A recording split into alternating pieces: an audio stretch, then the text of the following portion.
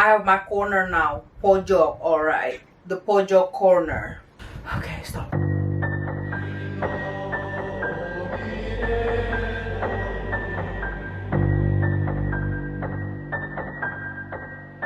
Hey guys, Vigits, apa kabar? How are you hari ini? Welcome back to Paranormal.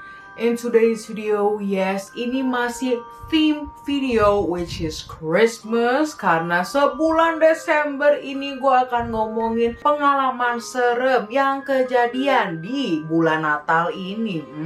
And if you haven't checked it out, gue udah bikin sampai part 3. Dan setiap partnya itu cerita yang berbeda-beda. And each of them are interesting. So check it out right here, go ahead. So bagi kalian yang kemarin udah nonton, welcome to part 4.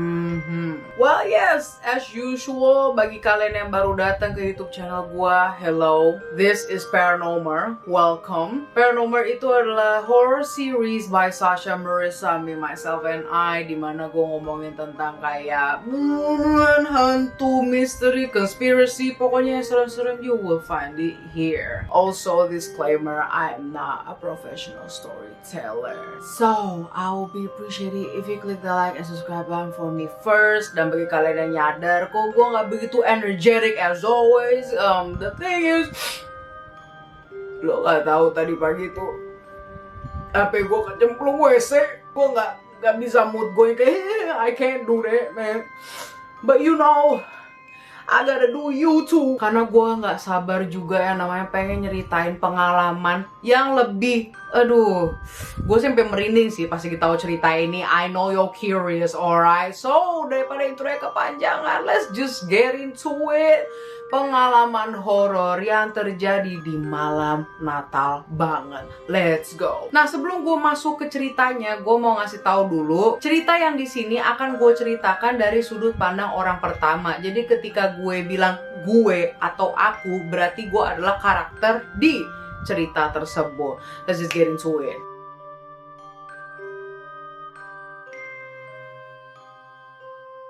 Pada tahun 2018 kemarin, aku mengalami sebuah momen Natal yang tak terlupakan. Cerita yang gak dialamin banyak orang pada hari Natal. So the story went by like this. Nama gua Davis. Dan pada tahun itu, aku masih bekerja di sebuah bodega New York. Bagi kalian yang gak tahu bodega itu apa, gue kasih lihat aja gambarnya kayak gini. Yes, pada hari itu, padahal udah hari raya Natal, dimana kita akan yang namanya makan malam dengan keluarga, pesta Natal dengan keluarga. So yes, itu bodega tutupnya jam 6 dan gue shiftnya sampai jam 5. Ya udahlah ya, yang dimana orang tua gue itu udah pada OTW dari jam 3 sore. Aduh, gimana gue ya, gue bakal kesampean gak ya pas lagi makan malam? Well, it's jam 5 now, gue keluar lah dari bodega itu. Langsung gua nyalain mobil, cus pergi ke rumah sepupu gua. As you can see, mungkin kalau kalian lihat di TV, New York itu hampir ya setiap bulan Desember itu sampai Januari saljunya lebat. Salju lebat. Kok salju lebat sih? Saljunya tebel. Apa ya salju? Saljunya banyak.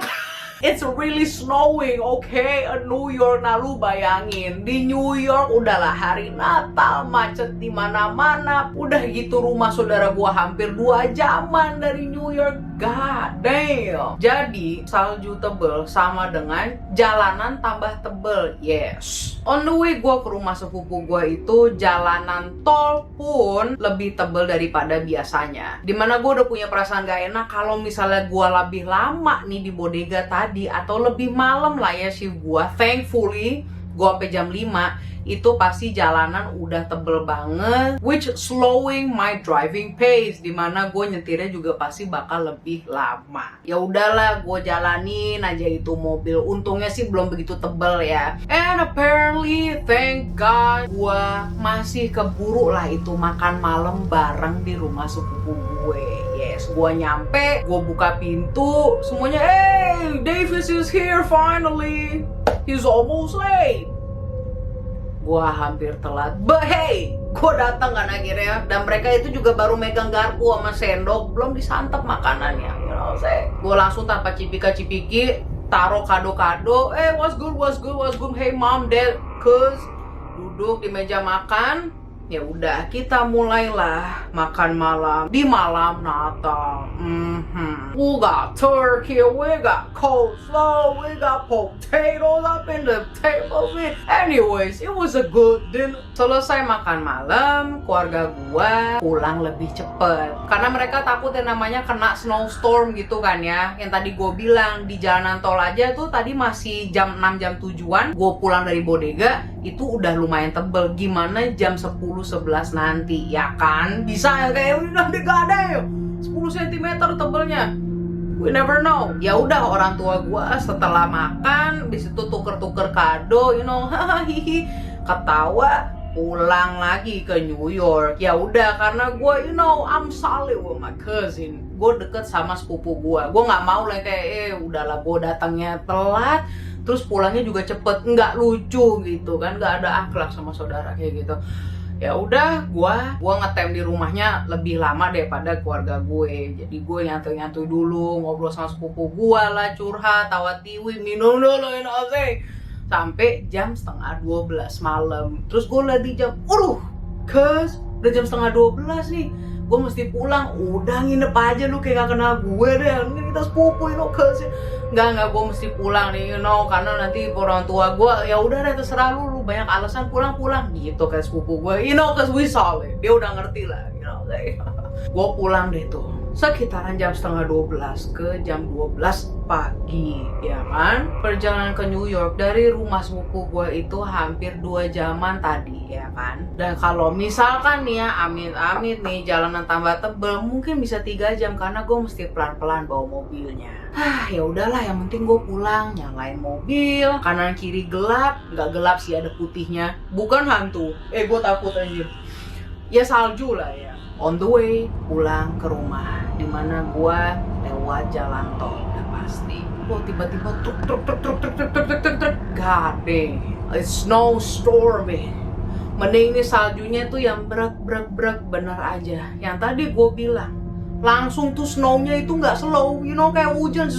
Tapi gue udah di tengah jalan. Kalau misalnya gue balik ke rumah sepupu gue itu juga udah lumayan jauh, dan on the way ke rumah gue di New York itu masih lumayan jauh, tapi udah tanggung. Coba lu di posisi gue, ngerti kan maksud gue? Exactly. Terus kalau misalnya lu di tengah jalan, damn, we don't wanna be freezing and they're cold, Bayangin lu di tengah jalan sendiri di tol, kanan kiri itu gelap, jalanan itu putih, dan itu ada salju terus menerus yang ngehantem kaca mobil lo, depan dan belakang mobil lo nggak ada mobil lagi, it's just you. Serem sih menurut gua. Speak of the devil, karena gue tadi bilang nggak ada mobil, loh kok gue melihat ada lampu merah ketap-ketip di depan gue. Ada mobil nih, tapi semakin gue maju kan mobilnya, kok itu lampu nggak gerak-gerak ya. Coba kok cuma di situ-situ aja. Ketap-ketip merah, dan pas gini dideketin, itu mobil emang lagi melipir di jalan samping tol. Memang lagi berhenti, dan di mobilnya itu kayak keluar asap gitu loh. Aduh, kenapa nih mobil? Kasian sih ya kan. Ya udah, gue berusaha untuk membantu dia. Ya dimana gue melipir lah kan mobil gue. It's Christmas, we gotta help each other. Terus gue keluar kan dari mobil. Hey, are you okay? You need something? Ada yang perlu dibutuhin gitu kan. Keluar dari itu ada orang bapak-bapak gitu kan. Tampangnya itu udah kayak frustrasi, I get it. Mungkin dia dari tadi bingung kali ya kesendirian. Dia nanya, langsung straightforward, gak kayak, hey, bla bla bla, gak ada. Lo ngerti gak tentang permobilan? Hah? Permobilan? Iya, lu ngerti gak cara benerin mobil? Enggak, aku gak ngerti apa-apa. Mending kita telepon aja yuk polisi atau telepon orang apa gitu. Enggak usah, stay there. Terus gue yang di situ bingung kan, gue pengen mencoba bantu dia, tapi gue juga nggak ngerti tentang permobilan. Lalu setiap gue bertanya ke dia, dia tuh kayak udah ada jawabannya langsung gitu loh, tes. Dia nyuruh gue untuk ngebuka kap mobil belakangnya itu, dia bukain. Nah, gue ini ngebelakangin kap mobil si kok kap sih, bitch, it's a fucking bagasi. Nah, bagasi mobil. Dia buka ya, gue belakangin bagasi mobilnya si ini kan, orang asing gitu. Ya udah, gue santai aja. Hey, So how long have you been here? Kamu udah berapa lama nih di sini gitu kan?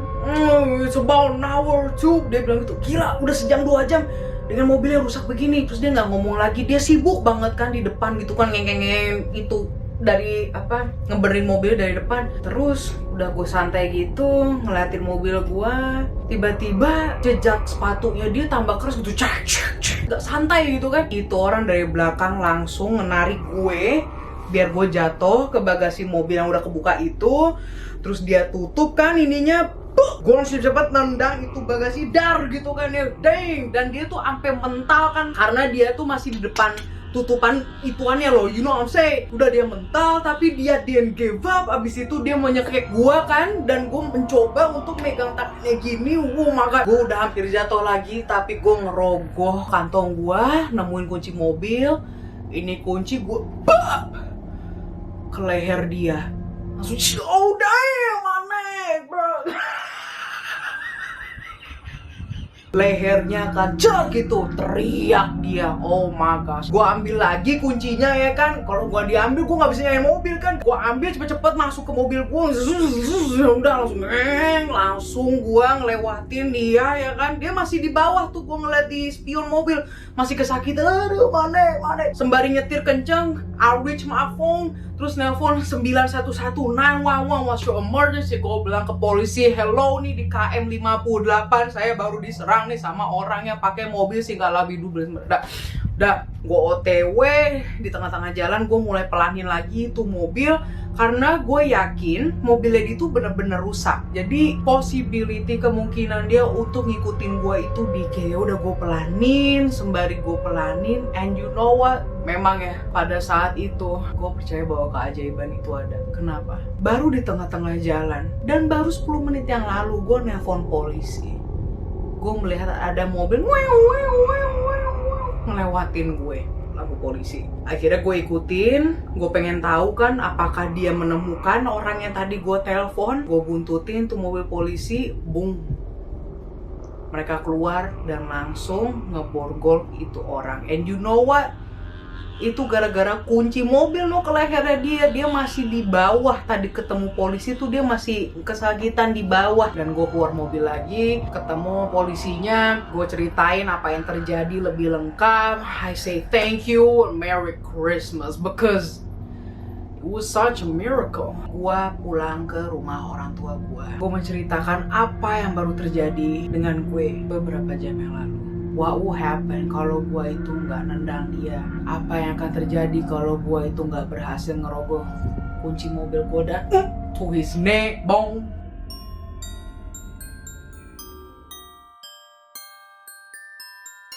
CVS merupakan toko yang seperti Watson, Guardian, atau Century-nya di Amerika lah ya.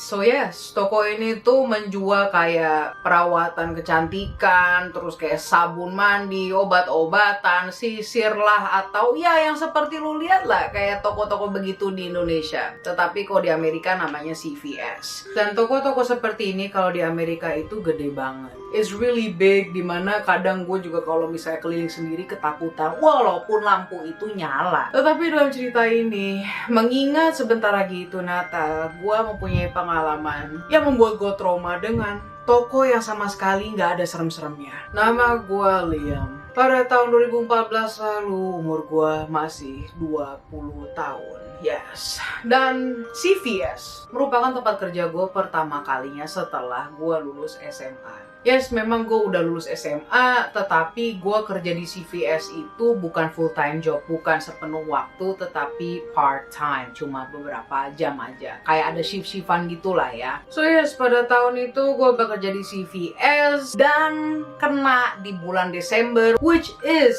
jam kerja gue, hari kerja gue itu kena sampai hari Natal banget. I know, it sucks. Dimana gue bilang sama orang tua gue juga gak mau deh kerja di CVS nih, bosenin banget dan uangnya kecil. It's not worth it, apalagi gue gak dikasih libur pula pada hari Natal. Walaupun pada hari Natal itu CVS tutupnya lebih cepat, but still. Dan gue dapat apa coba? Night shift, jam malam. bener-bener jam terakhirnya CVS. Yes, when I say pada hari Natal itu CVS tutup lebih cepat, memang pada hari Natal CVS tutup jam 8 malam. Dan gak ada siapa-siapa lagi selain gue. Yang lainnya itu udah pada pulang duluan, hanya gua dan satu apoteker, tapi dia pulangnya juga lebih cepet, jam 6 sore. Tetapi secara bersamaan, dari jam 3 sampai jam 6 gua ada temen ngobrol lah ya. Plus gue juga suka sih sama si apoteker ini. She's a cute girl. It's really big, dimana kadang gue juga kalau misalnya keliling sendiri ketakutan walaupun lampu itu nyala. Ya udahlah, gue ngobrol sama si cewek apoteker ini sampai jam 6 teng itu cewek pulang duluan. I'm sorry, but I really have to go now. My shift's done. 2 more hours, okay? Merry Christmas. 2 jam lagi toko akan tutup. Ya udah, gua balik lagi ke tempat kasir, tunggu di situ sembari minum hot chocolate. Gak ada orang sama sekali karena pada hari raya Natal itu orang-orang udah pada di rumah dan jarak. Oh my gosh, kasir kan di depan posisinya, dan di belakang kasir itu adalah jendela, benar-benar bisa melihat keluar parkiran. Terus tiba-tiba ada bunyi. Gue mikir itu apaan sih? Whatever, gue malas ngeliat ke belakang juga. Akhirnya gue mainan HP lagi, terus ada lagi bunyinya. Gue nengok ke belakang kan, ada seorang laki-laki yang mungkin berumur 40 tahunan, mempunyai jenggot yang panjang, memakai hoodie hitam, memakai sepatu bot hitam. Dia sedang melihat gue dari luar jendela begini. Dari luar dia sedang melihat ke dalam toko CVS dan bertatap-tatapan dengan mata gue. Gak ada senyum, gak ada ekspresi. Jujur, gue gak tahu mau ngapain lagi. Akhirnya gue cuma ngebalikin lagi muka gue ke depan kasir dan berdoa bahwa ini orang aneh jangan sampai masuk ke toko CVS, please. 30 menit lagi ini toko tutup dan gue bakal pulang dan ketemu keluarga. 5 menit berlalu dan ada bunyi. Sensor pintu masuk toko CVS baru saja aktif berbunyi, dan orang yang menatapi gue dari jendela itu baru aja masuk ke dalam toko CVS. Gue liatin ya, ngeliatin gerak-geriknya, dia nggak ada senyum, nggak ada apa, cuma jalan aja. Akhirnya gue nggak bisa ngeliat dia lagi karena dia belok ke salah satu lorong rak-rak ya. Dikarenakan di kasir itu nggak ada akses layar CCTV, gue cuma bisa yang namanya begini doang nih, ngecek kan kanan kiri gini, atau enggak gue jalan ke kasir ujung biar bisa ngeliatin kayak POV-nya yang berbeda gitu loh. Kok gue dari ujung kasir 1 sampai ujung kasir 10, kan itu sisi penglihatannya beda-beda ya kan? Gue nggak melihat itu cowok. Kok nggak ada? Ya udah, gue balik lagi kan ke kasir yang paling deket pintu utama. Lalu gue mendengar ada bunyian dari salah satu rak aisle di toko CVS ini.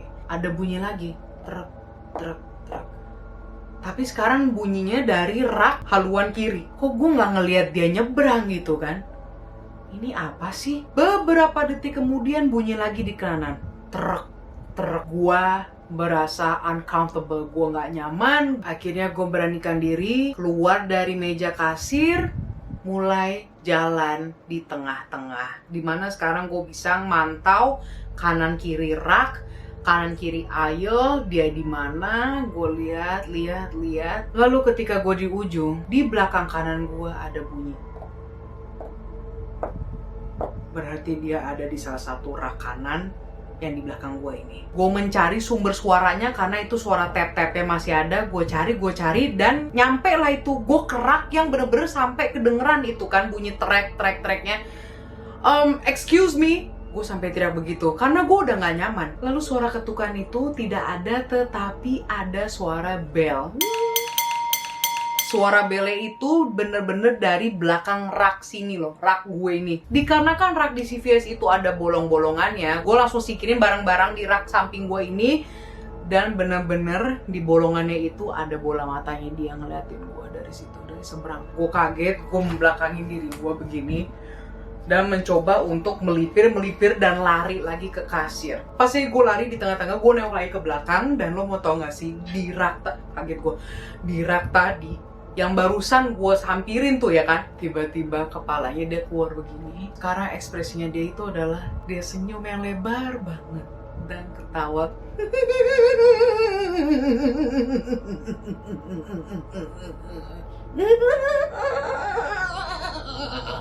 Gue berusaha tenang. Gue sembari lihat jam dan itu udah jam 8 lebih. CVS is closed now, sir. Please leave or I'm going to call the police. Dan dia tetap ngeliatin gue dari rak itu. I'm going to call the police now. Gue akan telepon polisi sekarang. Ketika gue nelpon gitu, dia keluar dari rak dan langsung lari ngejar gue. Gue panik, gue juga langsung lari dan gue itu nggak balik ke kasir. No, gue keluar dari toko CVS itu. Dan pasti gue di parkiran mobil. Gue lupa kalau misalnya kunci mobil gue itu ada di belakang meja kasir.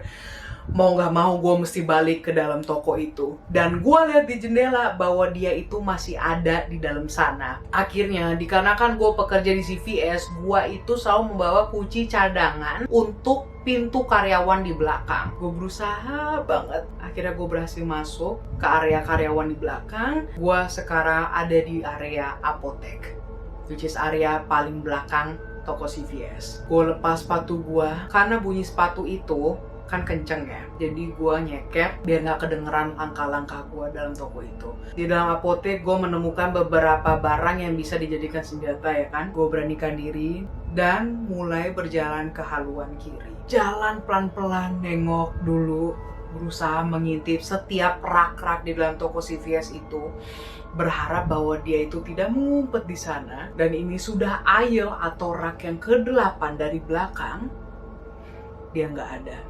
Ke-7, dia tidak ada. Ke-6, dia tidak ada.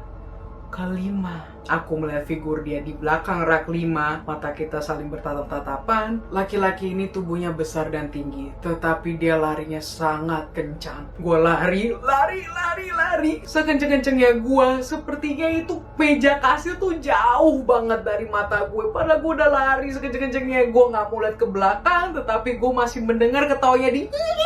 Gue gak bisa yang namanya fokus. Gue gak bisa yang namanya muterin kasir. Gue langsung loncat meja kasir. Dari kasir 10 lari ke kasir 1.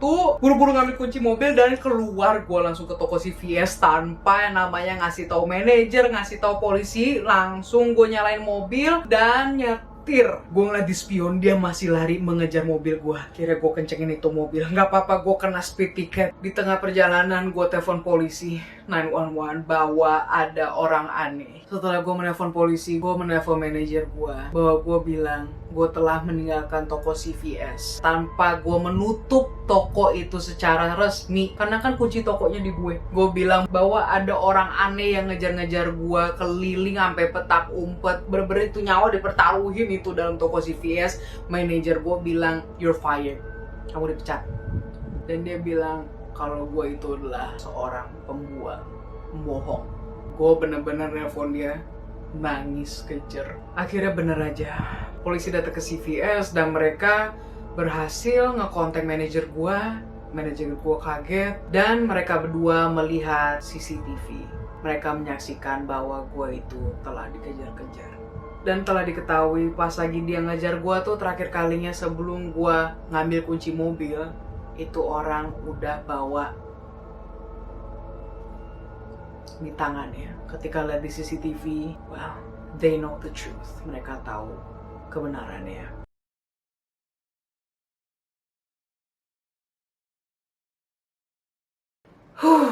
I guess this is it, guys. I will see you in the next video. I love you guys. Gue pengen tidur sih, udah jam 12 ini. I'm really tired, baby. Let me turn on this.